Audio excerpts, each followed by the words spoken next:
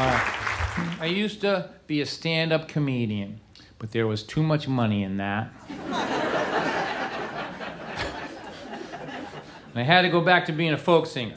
But I love stand-up. I love everything about it. I teach it. I study it. And if you know anything about stand-up, you'll notice that a lot of comedians build their whole act on the differences between men and women. There's good reason for that. A lot of differences between men and women. And it's easy land for the mining of humorous material. Now, if you came to my house and you were trying to figure out the difference between my wife and I, there would be two things that would be obvious right away. The first thing would be blood pressure. That's right, I said blood pressure. I have high blood pressure. My doctor wants to put me on lisinopril. I didn't know what it was, so I went to the internet. Because the internet is where you go to learn everything that's not true about what you're interested in. So there, in the deepest, darkest, most furthermost regions of the lisinopril section of the World Wide Web, I read that lisinopril was made from snake venom. Snake venom. And I thought to myself, you know, when I was a younger man, the idea of taking a little snake venom on the weekend might have appealed to me. But now, I am not a younger man anymore, and I do not want to take the snake venom, so I have to change my life. I have to stop eating salty food, and hydrate, and exercise, and do all the many things I have so successfully avoided to this point in my life.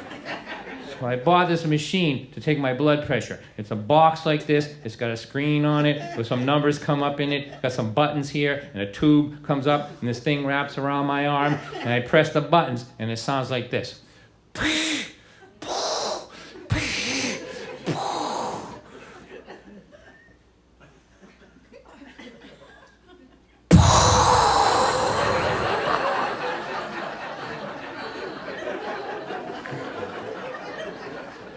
And then, two numbers come up in the screen. And I don't like those numbers, so I do it again. But this time, I'm thinking peaceful thoughts. Just trying to breathe, and I'm thinking about children playing in fields of sunflowers, and I'm just trying to get a good number out of this machine. And one part of me is so focused, trying to get a good number, trying to breathe, relax, and the other part of me is so aggravated that I have to do this, but I'm focused on trying to do the right thing, trying to get the good number, I'm trying to breathe, and I look in the doorway of my office, and my wife is standing there, and my wife has low blood pressure. Did I say low? I meant no.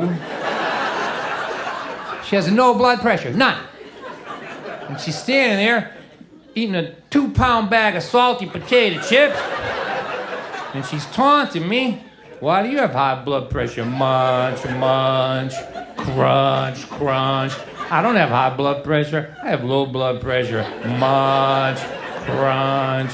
You know, if you were more like me, you wouldn't have this problem. Crunch, munch, crunch. And I look at the screen on my machine, and it says, "Call the ambulance!"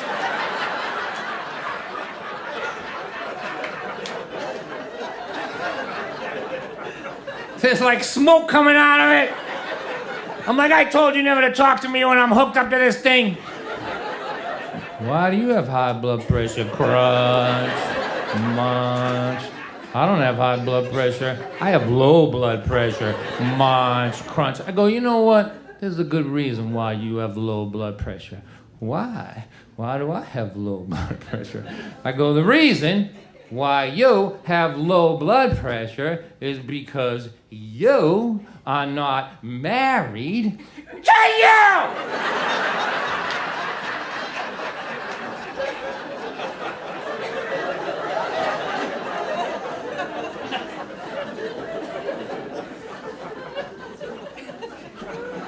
Now, the other obvious difference between my wife and I is what it is we choose to watch on television. Now, if I have the remote control in my hand on those rare and glorious days when nobody's bothering me and I can do whatever I want, I will always watch baseball. I love baseball, but my wife hates baseball. And when I say she hates baseball, I'm not saying she don't like it. I'm saying she hates it. She hates it. And that's why I married her. Now I can see you're not all with me on this. Here, come closer. Let me explain something to you. Marriage is difficult. A lot of problems. Starts out like this. Come here, kissy, kissy, huggy, huggy, I love you. We're gonna buy a little house in Metro West.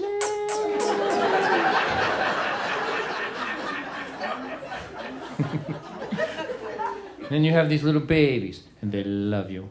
They just look at you with their big eyes, and they love you. And then they become teenagers, and they hate you. They hate you. And then you went for a job interview, and the person that interviewed you, who was going to be your boss later, he seemed normal. He didn't seem like a psychopath during the interview. But then you got the job, 10 years went by, the man is insane. He's insane. You're working for a psychopath. More pressure, more struggle. Then you went to buy a house, and you're signing these papers at the signing. 1, 2, 3, and they keep talking about this thing, an adjustable rate. You don't know what it means. Like that. There, 10 years later, ha! You know what it means now? It means you're never going to pay for that house. More pressure, more struggle, more. The boss is a psychopath. I'm never going to pay for this house. A lot of problems, struggles every day. So, hard to stay married. It's hard to stay married. So in order to stay married a long time, you have to build stress relief into every day of your marriage. So think about this. If you're a man or a woman and you love baseball and you marry someone who hates baseball over the life of a 30, 40, 50-year marriage, that's 162 times a year for 3 glorious hours that the person you're married to will leave you alone.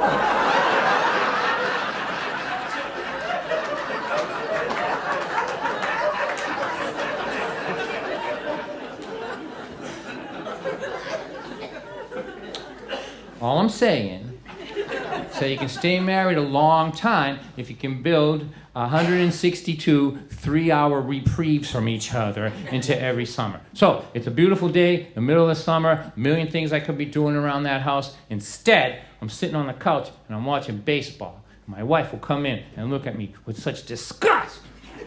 And in her mind, she's counting down a list of 115 things that she's sure at this moment I could/should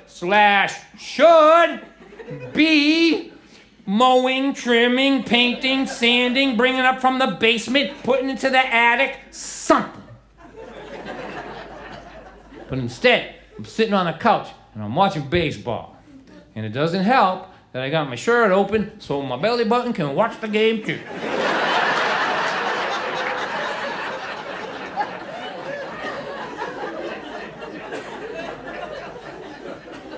That's not helpful. I'm not being helpful in those moments. And she will look at me with such disgust. And she'll look at the TV, and she'll look at me, and she'll look at the TV, and she'll look back at me, and she'll say, there is nothing going on that TV. It's just a bunch of men standing around in the field, spitting and scratching themselves. And I will say to her, yes. It's terrible. You should get as far away from this as possible.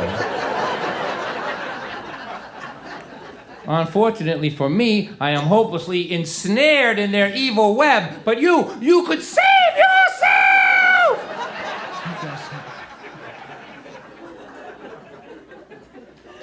Now, conversely, and I know this is not possible, but I am here to testify that the impossible is possible. If I walk into a room in the morning, in the evening, in the middle of the night, any time in the 24-hour cycle, and my wife has decided what to watch on the television in that room, 100% of the time, I will look, and there will be a woman crying on the television.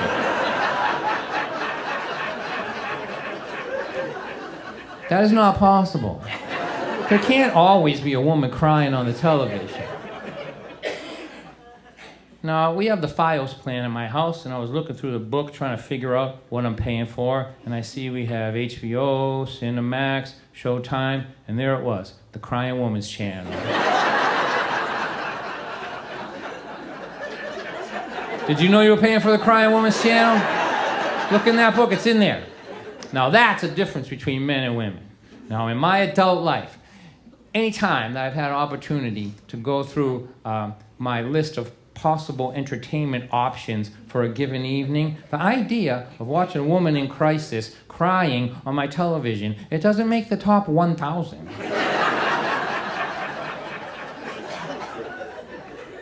When my wife gets something out of it, something that only she can understand, and because I'm a good husband and I'm trying to get in touch with my extraordinarily elusive feminine side, sometimes when she's watching the Crying Woman's channel, I will go in and I will sit beside her and I will study.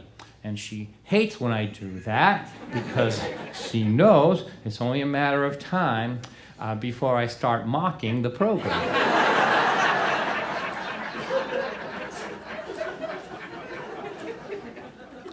But I don't start out that way. I have good intentions. I love you. I love you. I love you. I love you. I love you. Now you need to explain to me. You went to work today. You came home. There were things that you did around the house. You have 1 free hour with which you can do whatever you want, and then you have to go to bed and start all over again. I need you to explain to me why you would choose to share the only free hour that you have in the whole day with this woman on the television. Eye makeup running all over the place. Everybody's lying to her.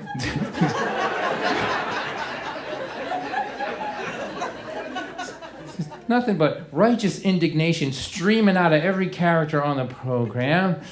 She's got some kind of disease that only Oprah can understand.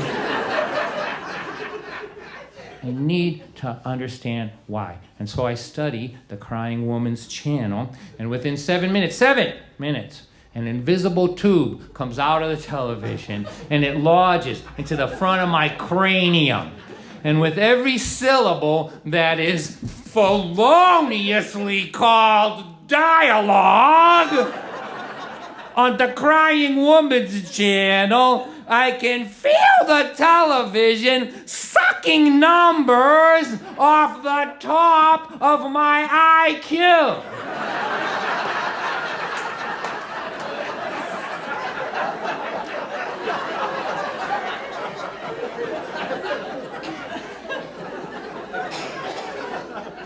And after 20 minutes, I lose my ability to do small multiplication tables. And after a half an hour, I'm just sitting there crying. And I don't know why.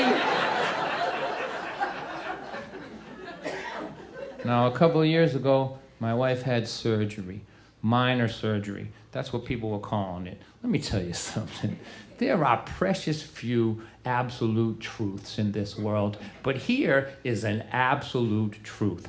Between this minute and the day you die, I guarantee you that any time you hear the term minor surgery, that it will be coming out of the mouth of a person who is not having the surgery.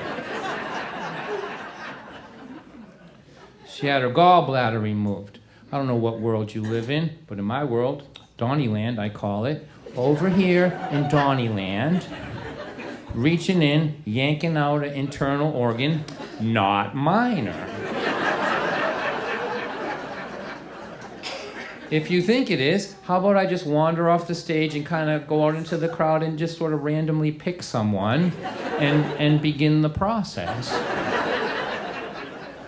I feel we can all rest assured that if we see Dawn White, the folk singer from Lynn, Massachusetts, removing our gallbladder, we will be thinking, you know, something major is happening to me. So we're taking her down to surgery, and she's got an IV in both arms, and her arms were tied down to the bars on the side of the bed. She couldn't move them. She started to cry, and she asked me if I would wipe her eyes for her because she couldn't move her hands. And I said, okay. I took a tissue, and I wiped her left eye and then her right eye. And while they were wheeling her down to surgery, I took the tissue, and I folded it this way and that way, and I put it in my pocket. Why? I'll tell you why. Because if something happened and she didn't come out of that surgery, I would have treasured those 2 teardrops for the rest of my life. What am I saying? I'll tell you what I'm saying. I'm saying being married to this woman for 35 years has made me a girl.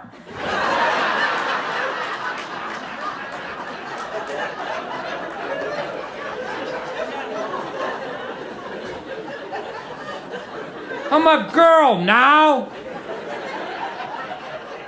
And I have a new appreciation for the Crying Woman's Chair.